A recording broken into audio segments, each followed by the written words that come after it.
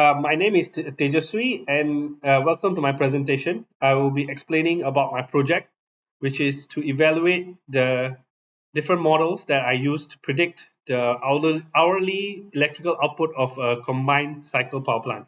I use Excel for the data exploration, model building, and model evaluation. And in this presentation, I will explain why my modeling approach and how I built it, and eventually evaluated and interpreted the results. So the modeling approach is because this task was a regression task. I chose, or rather, this task was the regression task because of the continuous numerical value. I chose the linear and the polynomial model to explain this particular output that was given by the plant. So for my linear model, I chose the raw four features, which is the temperature, exhaust vacuum, as well as the ambient pressure and relative humidity. For the polynomial, I created the square of the temperature and the vacuum, as well as the multiple of the temperature and vacuum together. And using these features, we came up with our models. So I also split the data that was given into the training, the validation, and the test, and to ensure that there was no data leakage for the data that was provided. I created the model first for the linear and got the coefficients and put into a separate sheet that helped to capture all of the coefficients that I intended to use for the validation set. So eventually, I trained and computed these predictions and the residuals for both the models, and I went to do evaluation using the matrix for the root mean square error, the mean absolute error, as well as the proportion of the variance. So these are the standard regression matrix and would give information about both the accuracy and the error behavior. So for the model comparison, I had for the validation set, the polynomial model performed consistently well across all the metrics, and basically it reduced the error and explained the variance more. So these results were obtained on the validation set, and the model had never seen during the training. So this indicated better generalization, and I eventually chose this model for my final model.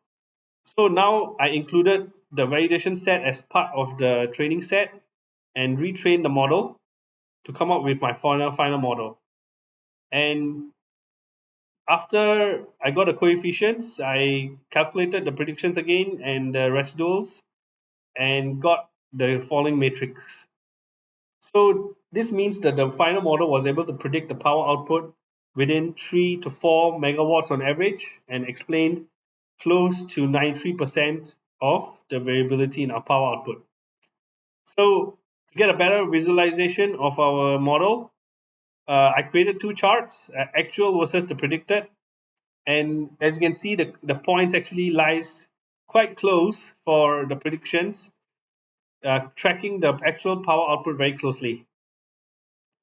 And also another chart, which is the residual versus the predicted chart.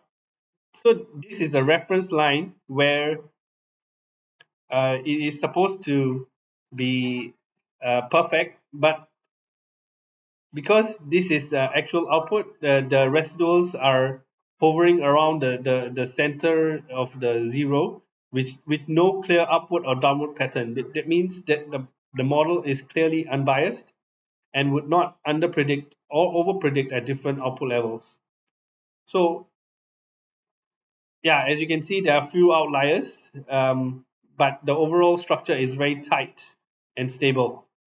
So eventually interpreting the coefficients as well, the temperature and the vacuum seems to have a very strong negative relationship with the power output, matching real turbine physics. And the polynomial terms help to explain the non-linear behavior, which explains why this model outperformed the linear one. So in summary, I applied the linear and the polynomial regression models to predict the power output, and used the proper train validation and test split. Selected the polynomial model based on the validation root mean square error and achieved a strong performance on the test set. The final model generalizes well and matches the domain intuition and provides accurate predictions. That is all for my presentation. Thank you.